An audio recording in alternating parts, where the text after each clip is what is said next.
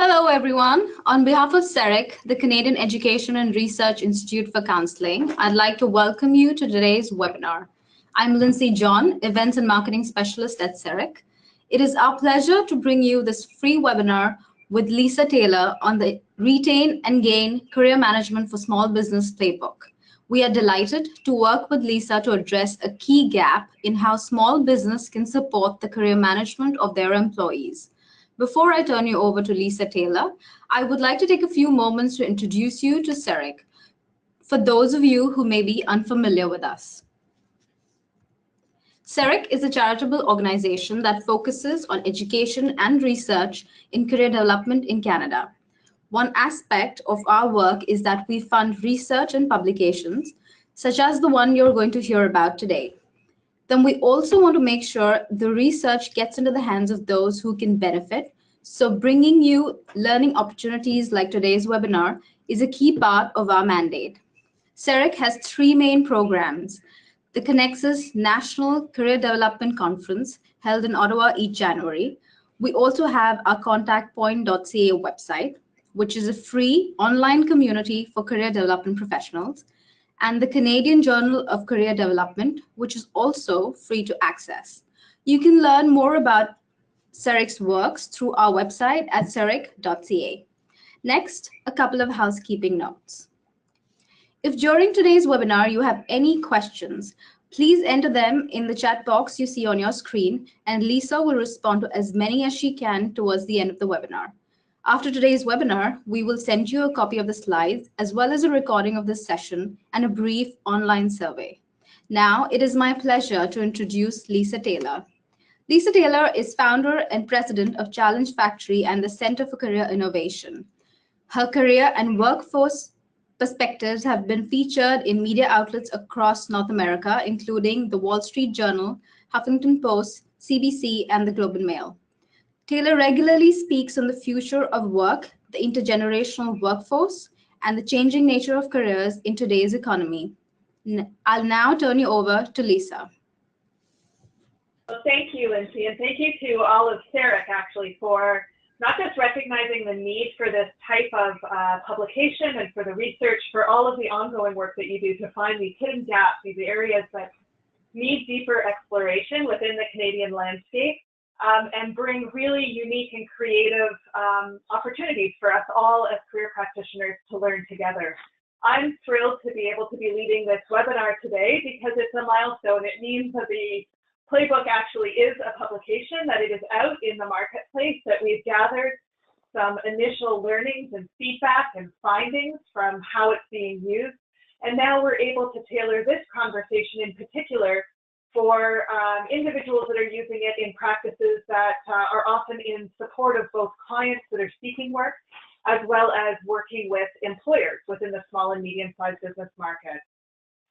So this webinar is structured for me to take you through basically some of the thinking that went into the playbook itself, expose you to a little bit of the content and the research behind it, and address any of the questions that might come to mind. And I'd love any questions in particular that really deal with how. You know, how would you apply this? How would you recommend we address this situation? How have you seen this work in the past? Those types of questions are fantastic. All questions are welcome. But anything that makes this as practical and as tangible and as related to the work that all of you are doing every day would be fantastic. So keep track of them, put them into the chat box as Lindsay just suggested, and we'll keep track as we go through as well and make sure that we leave some time to address those questions. In terms of my comments today, I'm really going to structure the next minutes that we have together, where I'm going to focus a little bit on why the small and medium-sized business market, why that sector matters. What was it that CERIC saw that caused them to be interested in partnering together to create a playbook for small and medium-sized business focused on career management? Who did I speak with? What research went into the playbook, and how did those discussions inform the final product? How does it tie to broader trends?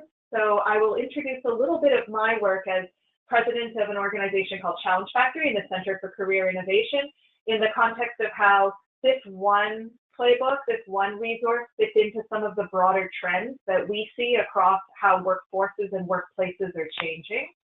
And then finally, some really practical just discussion and tips on how to use the playbook. What does it look like? How is it designed? What's in it? And how can you start to get your hands on it and really be able to dig in and use it as a resource with your clients? So that's the arc of the discussion that we're about to embark upon. And I'm going to start by putting you to work. So right off the bat, what I'd like to do is give you an opportunity to just indicate who is it that's on this this webinar, and what's your primary role. So I'm just launching that poll now. If you want to weigh in, and I'll give you some ongoing commentary. Voting is happening fast and furious. We're at about 65% of you having weighed in, so I'll just wait another couple of seconds.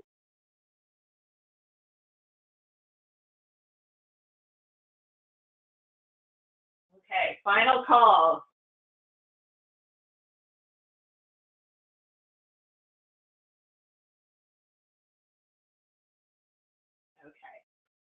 So taking a look at the poll that you can see on the screen, what you'll see is that we do have a large population that's represented from career coaches, job developers, and then people who have identified themselves as other. And I find that fantastic. And one of the things that might be interesting, if you have a minute, is anyone that has decided that they were other, if you want to just put your job title into chat, we'll start to be able to get a sense of what that other actually looks for. And my apologies to those that are helping me with comments.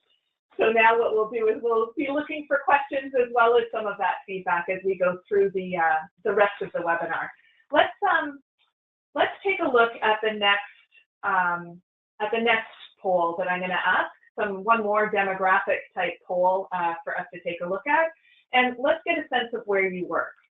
So we know some of the job titles, but where do you work?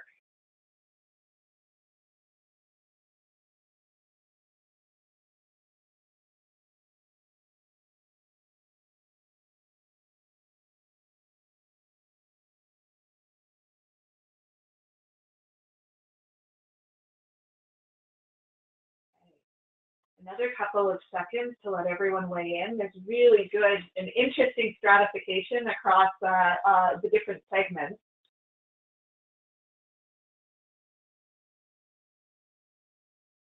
Okay, final call. What's the characteristics of the organization that you work in?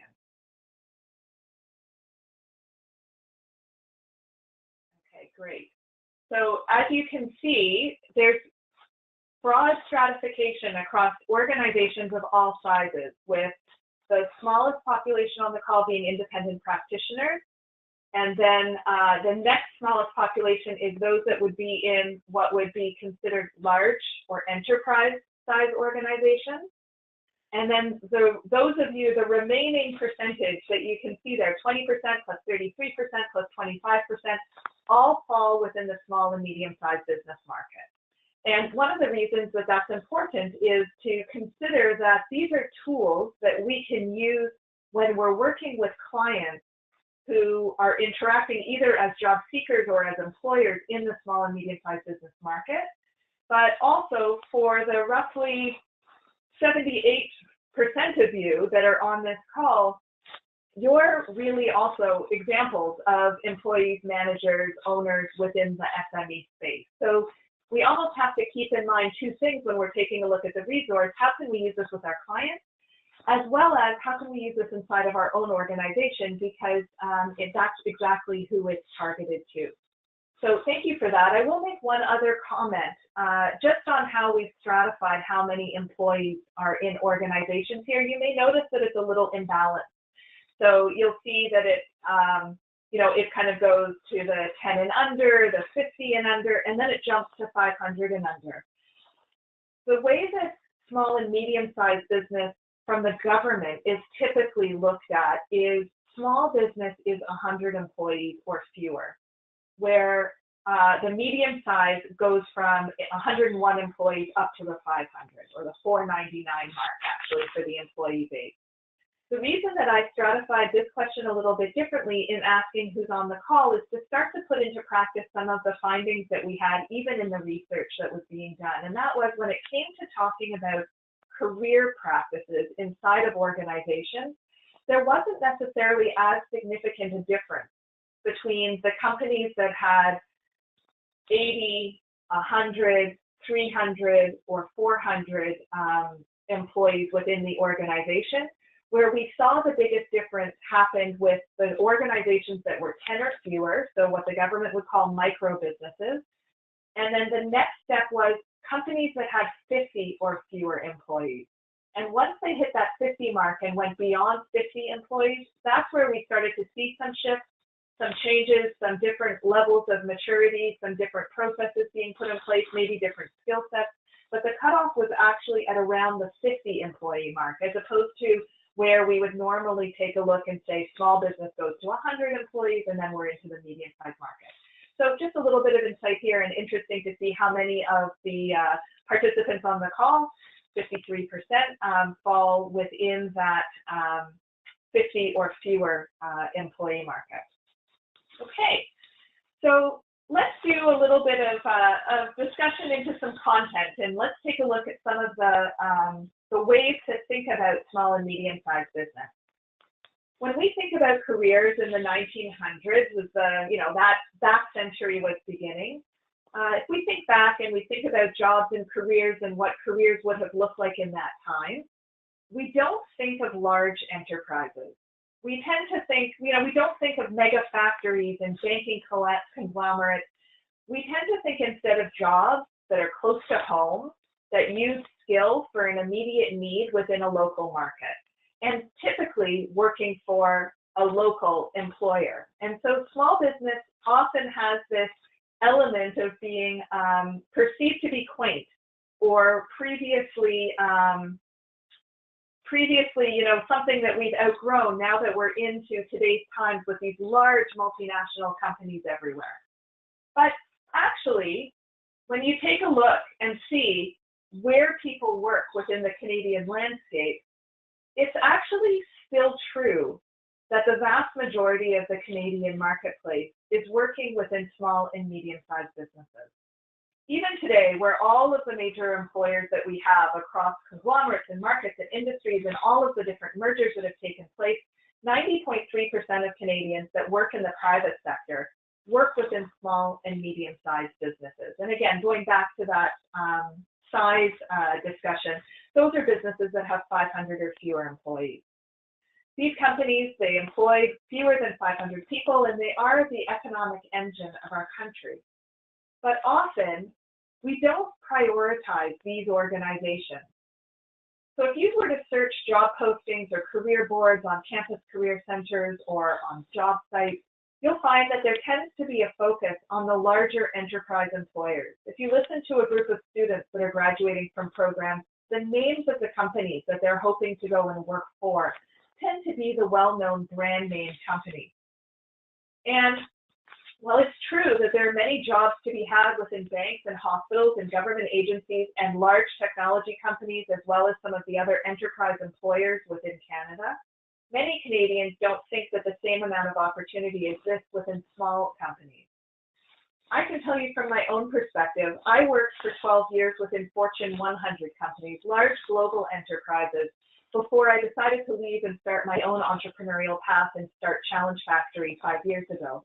And it was only once I left the enterprise sector that I actually realized just how rich, large, diverse, and exciting the small and medium-sized business market is in Canada. It had been previously invisible to me, and I now see that the interconnectedness between the businesses within this sector are the fuel that keeps our economy going, and are also the areas where the most innovative career opportunities lie across the country.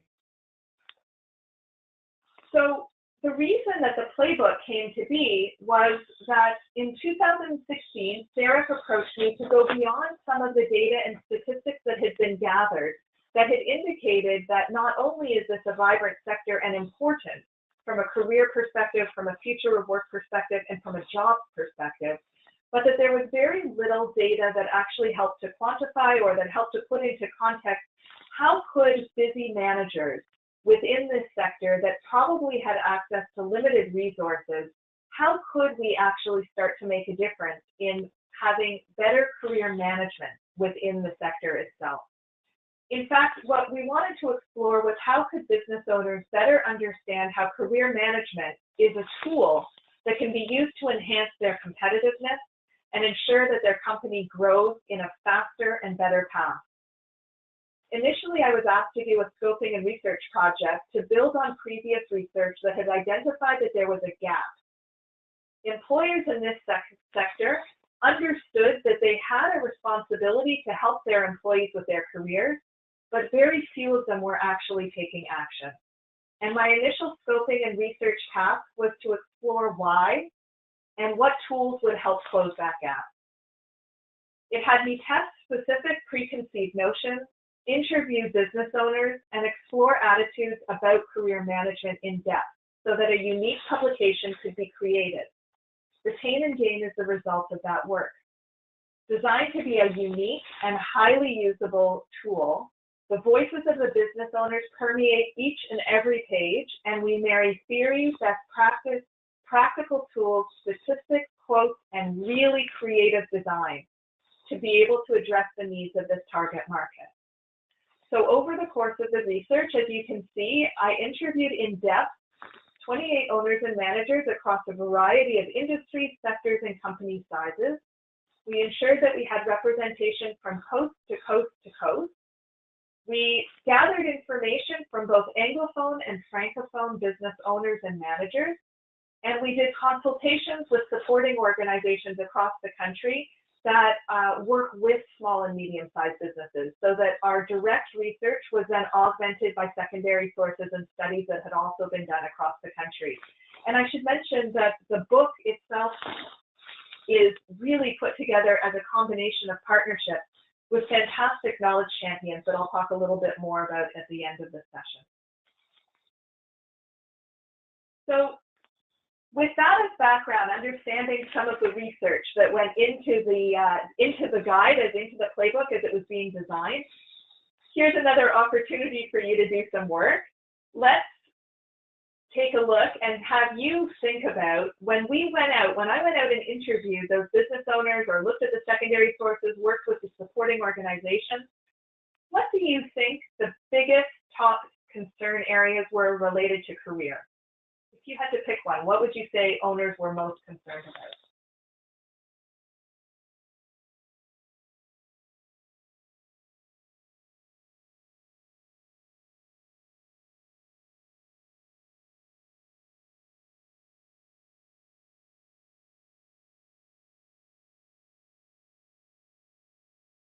Okay, we're getting there. About 65 of you have weighed in. Typically, I can rely on at least 80% of you weighing in on the poll, so I'll give you a couple minutes. We're almost there. So interesting. So you have to vote so you can see why this is interesting too. I'll share the results in just a second. Here's last call if you want to get your votes in now. And if you want to do a last minute switch of your vote, you can do that too. 3, 2, 1. Okay, thank you for your participation. Let's share these results and take a look and see. So according to the career professionals on the call, the experts on the call, 58% of employers are worried about investing in new employees and then losing them, and 27% are worried about not finding the right candidates at the right time. So let's keep those in mind, right? And then we have a little findings for some of the others stratified through the other options that you could have selected. So let's see how you did. So top, how do you what's the return on investment of investing in new employees and then potentially losing them, and how do you find the right candidates in the first place? Okay. Okay. So before we jump into the details about the playbook and the material that's in the playbook, I want to share 2 representative stories that are really in the voice of the business owners we talked about. So let's take a couple of minutes and let's meet Joe and Sarah.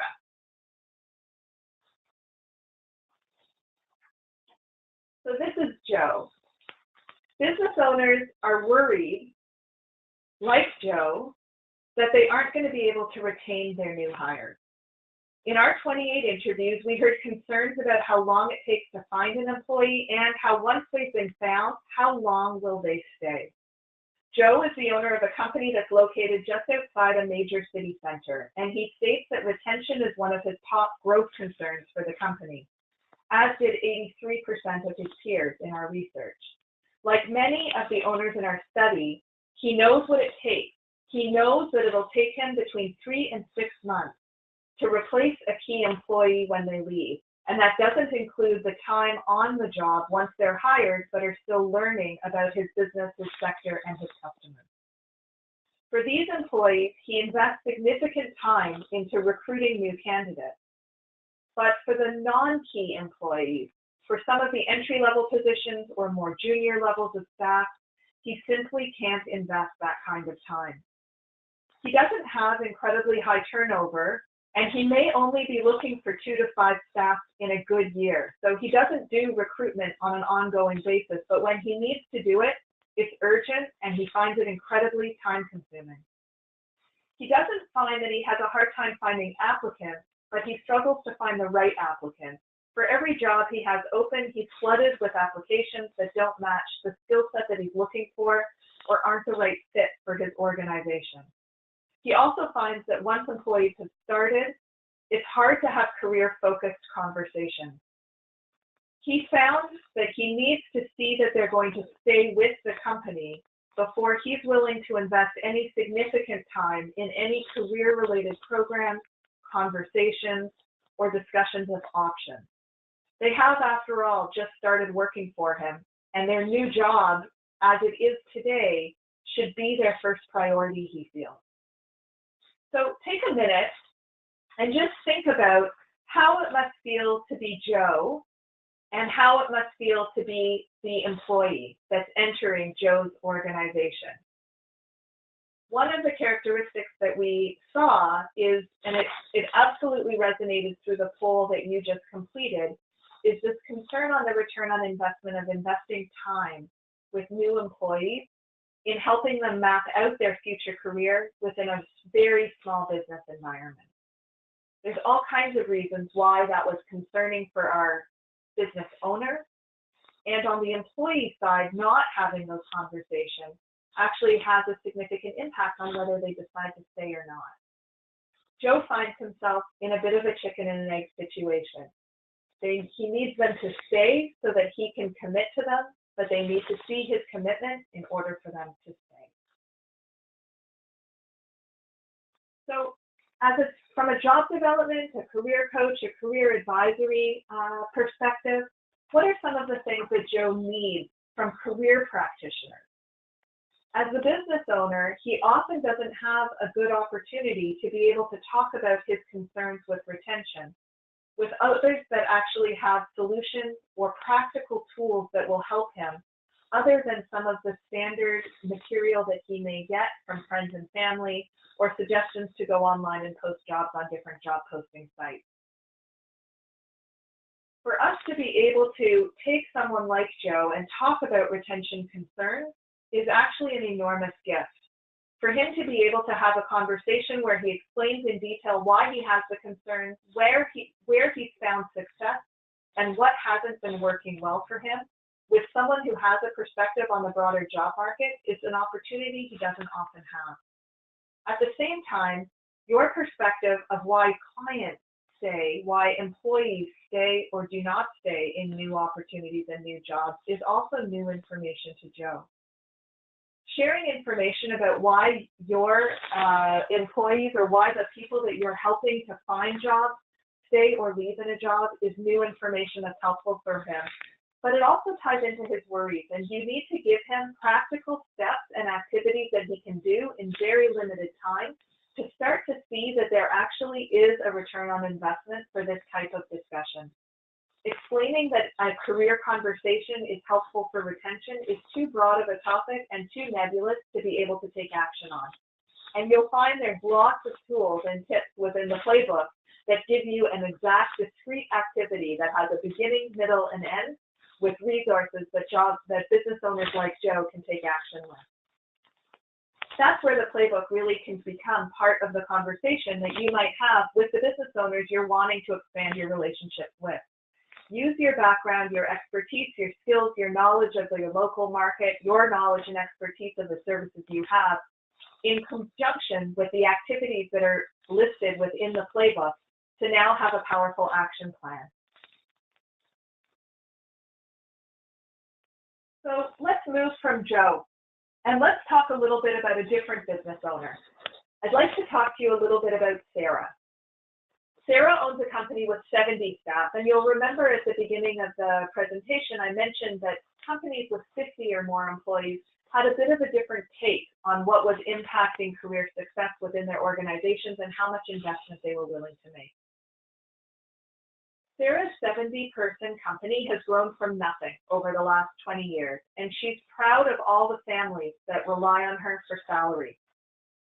It's a big responsibility, but she feels that the company, although it is growing and large, is a real family where everyone supports each other. And the responsibility of being that employer, that business owner, the impact that she makes in the marketplace, not only for the services and products that her company brings to the market, but also as an employer, is something she's incredibly proud of. As a business owner, she's attracting all kinds of new employees, and she's reluctant to hire some of the real stars that are applying for positions. The high flyers she sees are people that are on fast career tracks, and she worries that they'll come into her organization and be fantastic. She will fall in love with them, as will the rest of the team, only to find within a short period of time that their desire for upward career progression means that they outgrow the business that she has. She's worried that she's not going to be able to satisfy their long-term career needs, and she also worries about the impact on her existing staff. Like the other owners in our study, 50% say that they don't have career conversations with staff because they're worried that the conversation is going to lead to a request for more money or more responsibility in a time when there is no budget or hierarchy to be able to support the request. And not knowing how to answer those two questions prevents the conversation from happening in the first place. So as with Joe's story, let's think about Sarah and think about how it must feel to be that business owner, the advice that she gives the managers within her organization that manage the careers of the frontline staff and the staff.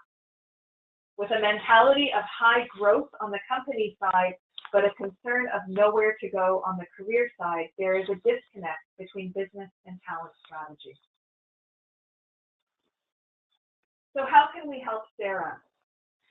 One of the best ways that people in the profession of helping, in the career profession, can help Sarah is to help her understand how applicants actually define career success. The playbook gives fantastic statistics, research, links, and analysis to help you educate owners that you're working with. And there's a lot of assumptions that owners make about what employees want or need. You'll know from working with your past clients and past employers that these assumptions are often not true. So you can use the activities that are within the playbook to guide the owners to build great approaches to career programs that fit within their budget and time constraints, as well as what's reasonable for a company of any size. With more than 90% of the private sector workforce working within small and medium-sized businesses, the idea that there is no career growth, career path, or career future within the sector is a fallacy. And it's one that we need to help the individual owners see they can overcome on a small company by small company basis. Often, the biggest disconnect comes from where employees seek reward and what they see as a future path for their career, where the Sarahs of the world define it one way and the employees are looking for something very different. I'll come back to this concept in a minute, but before I do, let's see how relevant Joe and Sarah are to the work that you have been doing. Giving some thought to the scenarios that I have just laid out with Joe and with Sarah, how many of you have met or have worked with a Joe and or a Sarah?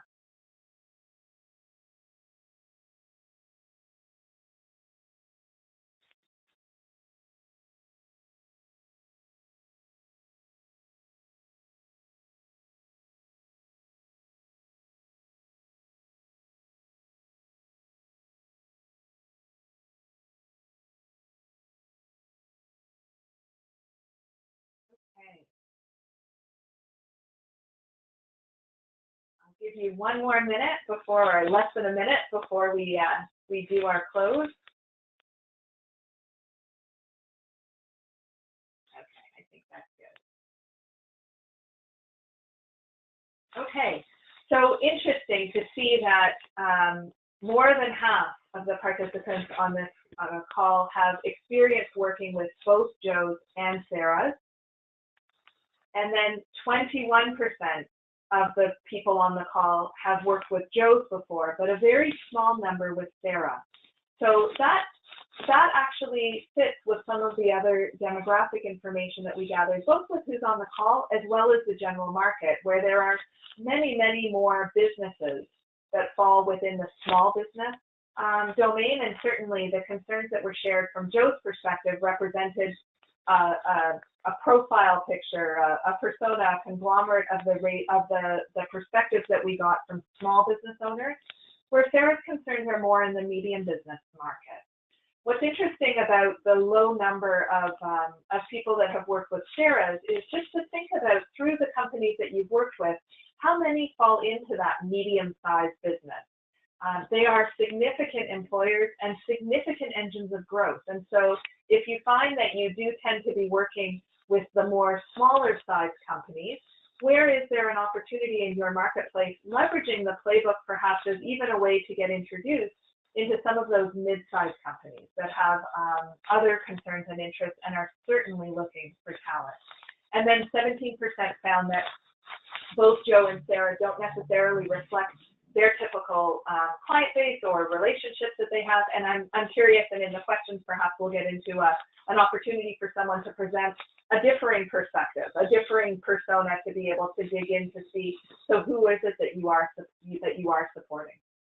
Okay, wonderful. So let's take the stories that I just shared and some of the research that went into the playbook and just talk a little bit about some of the workforce trends.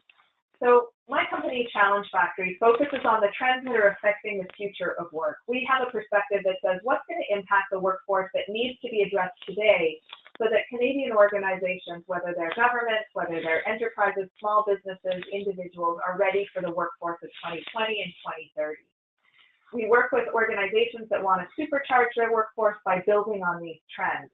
And we also work with individuals that want to supercharge their own careers by thinking about how the trends will have personal impact.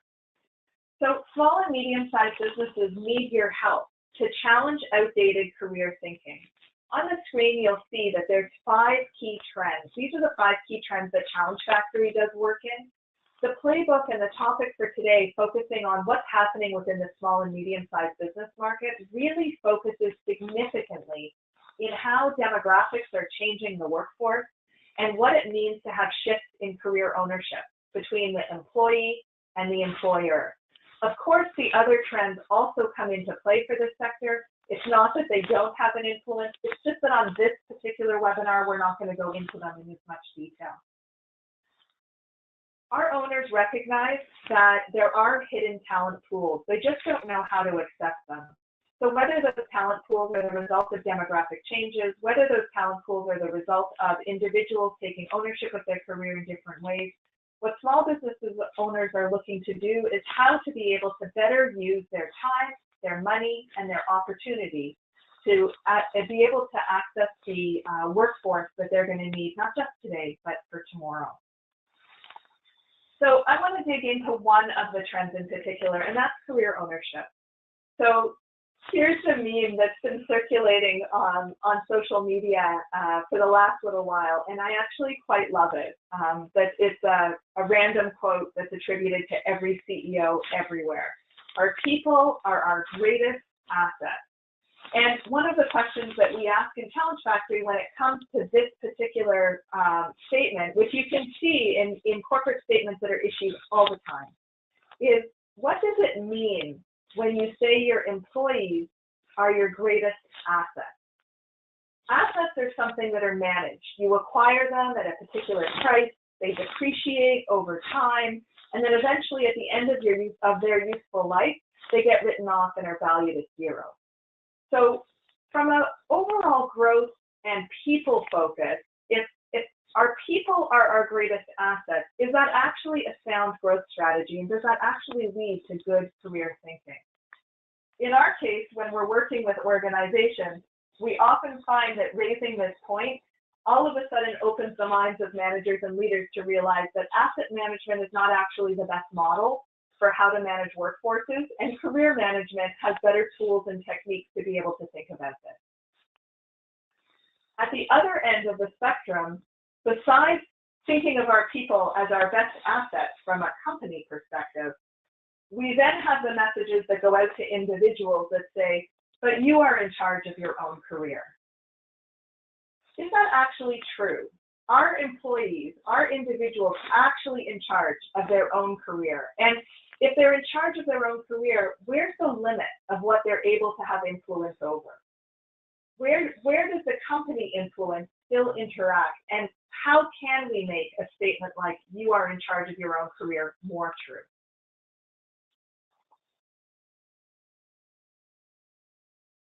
Today, there's a real balance, as there always has been, between the company focus and the employee focus for who actually owns careers.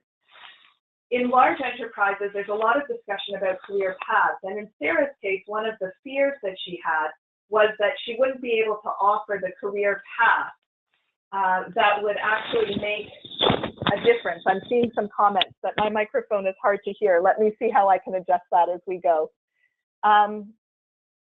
In Sarah's case, how can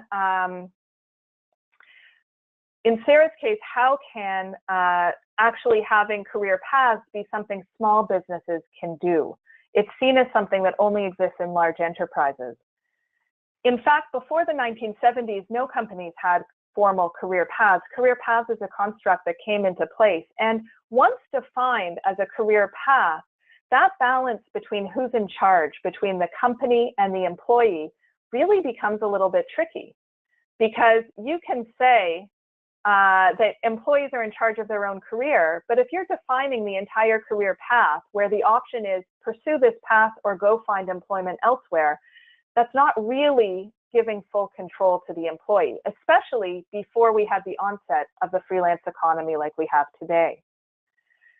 Similarly, in small businesses where there may not necessarily be career paths, how much ownership can employees take to continue and further their own development?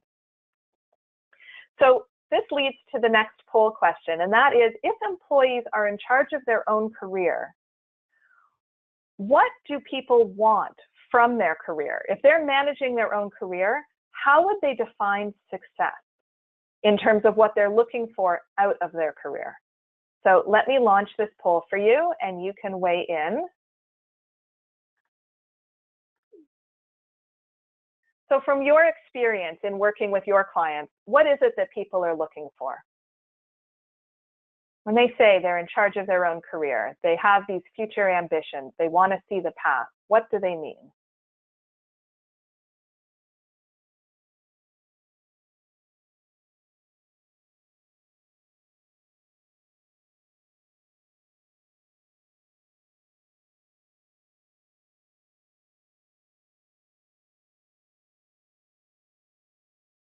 Okay, we're almost at 65%.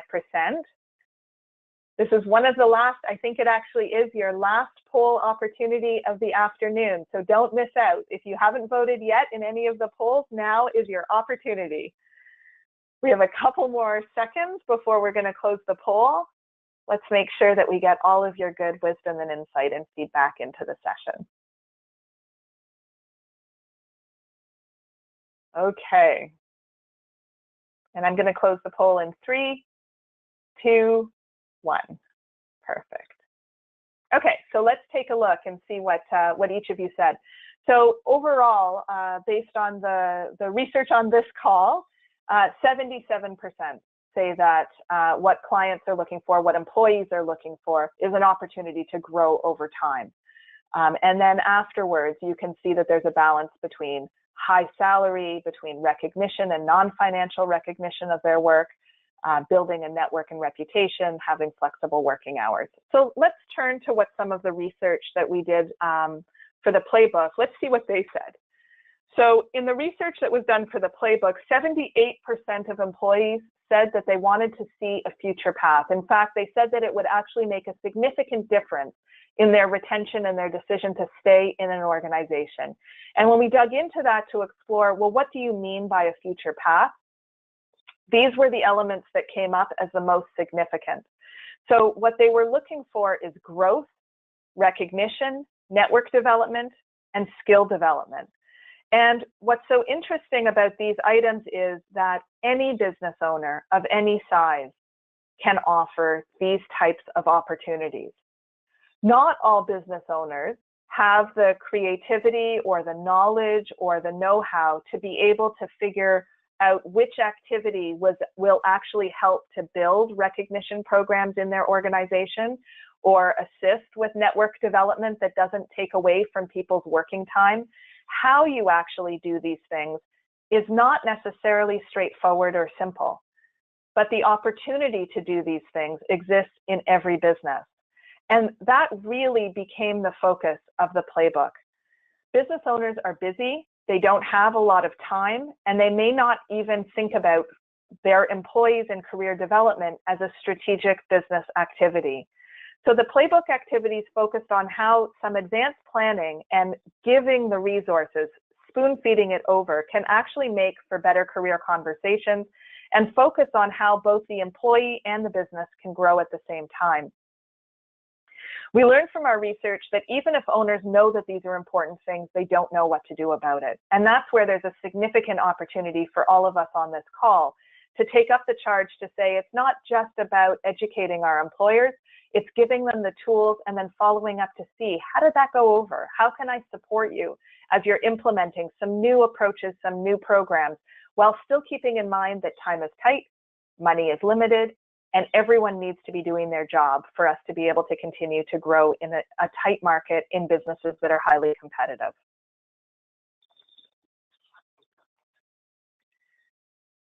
So Retain and Gain really looks at how to build the value of small workforces so that they actually become part of the equity of the company, that employees are not assets, but that they become part of the talent equity. They are a growth factor that encourages faster business growth than organizations that don't pay attention to these things.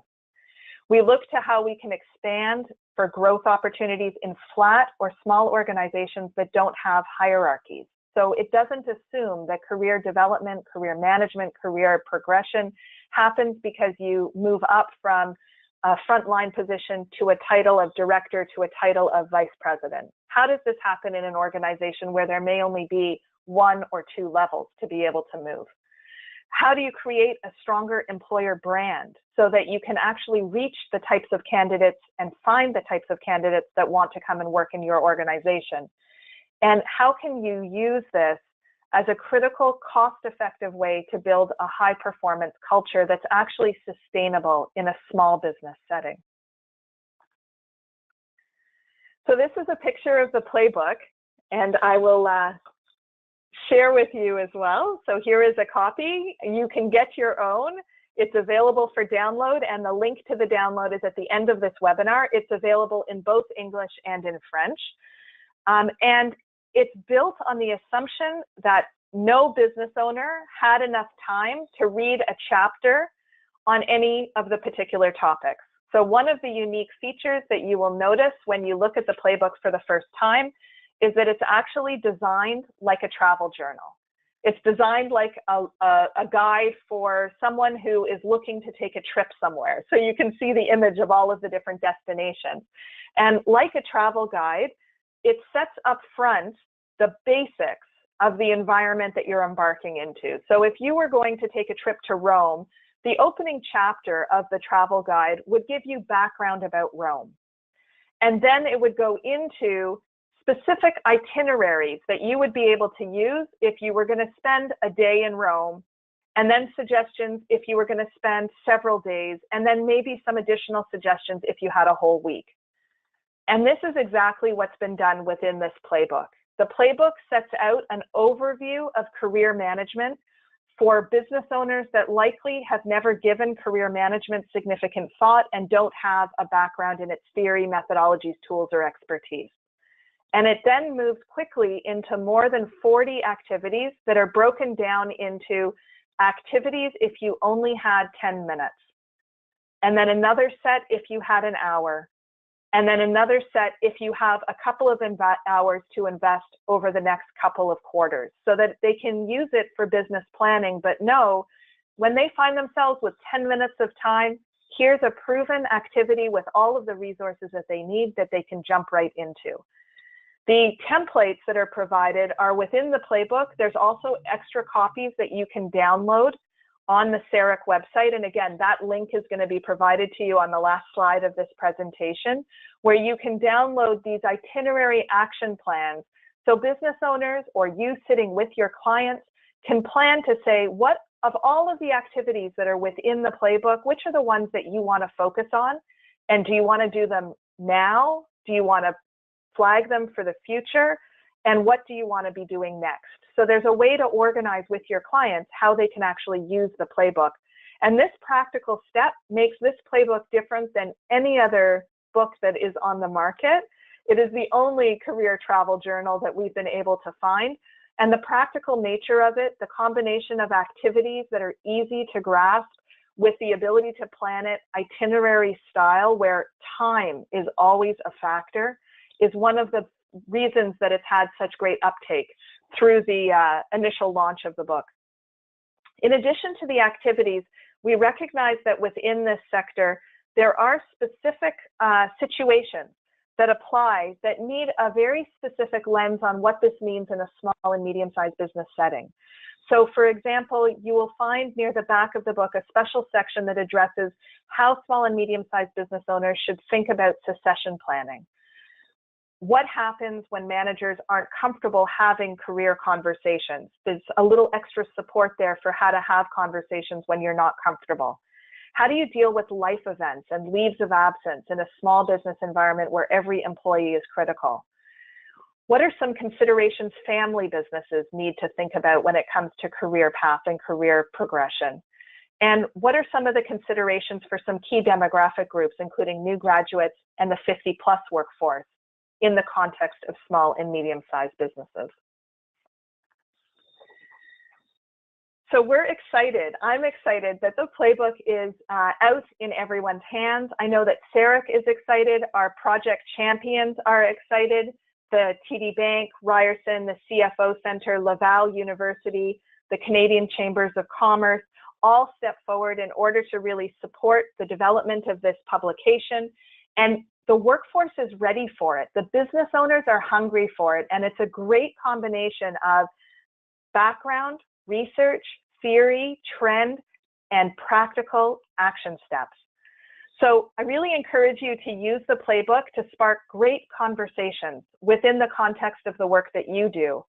Ask questions about the workforce trends that are affecting the businesses in your region, and then use the playbook as a way to address some of the trends that you see your businesses and your business owners dealing with. And of course, follow Challenge Factory and Sarek on social media for tips and tricks as updates happen related to this particular market, as well as some of the feedback that we get as organizations start to implement their itineraries. I'd like to thank you for the attention so far, and I'm excited to move into an opportunity to address any questions that may have come in over the course of the webinar. So I'm going to ask my colleagues from Sarek to join me back on the line again and to help to facilitate any of the discussion that we're able to have. So we have quite a few questions rolling in. Ash is asking, are there any opportunities specifically on how to target small businesses, and what are the typical skill sets that are required? So how to target small businesses from a job seeker perspective or from a partnering perspective? From a job seeker perspective. And then so what are the skills required? Okay. So from a job seeker perspective, one of the things to recognize is that within a small business environment, everyone wears a lot of hats. And it requires an amount of flexibility and actually a passion for being flexible, a passion for being interested in multiple aspects of the business, because your work is going to have such a direct impact on the work of your colleagues. So from a personal perspective, being able to build money relationships within a small team, but also from a function perspective. You may be hired to do marketing, but the marketing that you're doing is going to have a very close understanding of all of the other aspects of the business. So as a small business job seeker, one of the things that's really important is to make sure that you don't just have good general background research on the position that you're applying for, but on the company that you're applying to. And that sounds cliche. That sounds like good general advice. Know the company that you're applying to. But in this case, it's not just knowing the company and all that it does, but really thinking through, if you are applying for a job in marketing, or if you're applying for a job in social media or in accounting, how would your success impact the overall business that business is in? If you can tie what you're doing to the overall purpose of the business, that will impress not just the manager you're applying to, but the business owner who's looking for someone that really understands the entire picture. So research into how you can see the impact of your work in the context of all the other jobs that are taking place in that company will set you apart as a candidate. The next one is from Gail. He says, in the list of what employers want, there is no mention of security. Are we operating under the assumption that there is no security in this job market? So that's a good question, and it touches into one of the other trends that I didn't expand upon in this particular webinar, but it touches into the freelance economy and the lasting impacts, the long-term trends of moving into a freelance economy. My personal perspective and the work from the research that I've been doing is that we should not necessarily have an assumption that we are moving into an era where everything needs to be precarious or will remain in the precarious situations that we often find people in today. We're in a moment in time where some of the meaning of employment, the relationships and the structures are shifting. And as that shift takes place, there are precarious, very precarious situations that are emerging, but that will resolve if you take a long-term view. That doesn't help those that are seeking jobs today. To know that in the long-term view things will settle is good, but not nearly as good for the person that actually needs to find something that's sustainable in the short term. What's so interesting about the precarious comment is the number one concern, or one of the top concerns that business owners mentioned, is this concern that people are going to come into the organization and then leave them. Precarious employment is a concern in the small and medium-sized business market, not just from the job seeker's perspective, right? There's only contracts, I can't find something that's actually going to build into a career position, but also on the employer side, who are experiencing a large number of candidates coming into roles and then not staying. So retention, how do you actually retain in an environment where there are more options than ever for people to look broader than what they did in the past, and more flexible ways for employers to structure employment? That's really the crux of the issue. And everyone, employers and employees, are looking for models that keep people retained over long time, because it's very costly to continually cycle through having to look to replace that employee, especially if you consider the statistic that it takes, especially for key employees, between 3 and 6 months in order for that to be a successful match. So as people that are working in the sector, I think it's important that we don't accept that precarious employment is a norm, but that we seek to understand what questions, what area in particular can we be leveraging in order to reduce the amount of precarious work that our employees are finding, the clients are finding, and how can we help our employers create more stable work environments within the time and cost constraints that they're experiencing. And that's why the book is really called retain and gain, that retention piece, and the tools and techniques that have low cost, don't take a significant amount of time, but dramatically increase the retention and value that employers are able to see out of their workforce. That's the exact crux that this playbook has been designed to address. Susan has an interesting one. She's asking, in a seasonal town, how do you get employees to invest in staff training, knowing that they will be leaving in 6 months? So again, a very good question. How do you get anyone to invest when the return on investment is dicey or is hard to see? And the only way that I know how to do that is to make it so that there actually is a broader long-term return on the investment.